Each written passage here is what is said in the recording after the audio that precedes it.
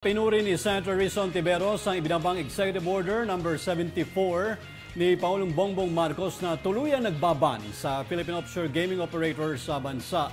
Pero may nasilip din na mabutas ang senadora sa EO ng Pangulo.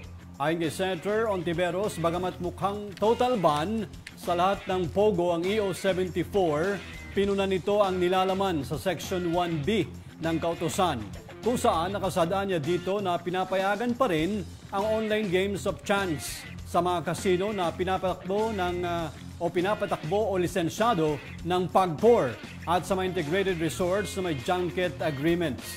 Dahil dito tila taas kilay na kinwestiyon ni Ontiveros ang EO 74 na kung nangangahulugan ba umano ito na maaari pa rin mag-operate ng POGO sa ilang kasino gaya ng City of Dreams o Puntana at maging sa mga resorts na may kasino sa loob.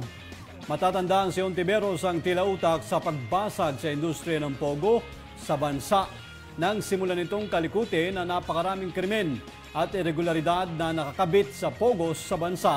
At isa sa pinakamalaking pasabog na nakalkal nito ay ang pagkakatisod nga kay dating Bamban Tarlac Mayor Alice Guo na tinalupa ng senadora sa Senate hearing.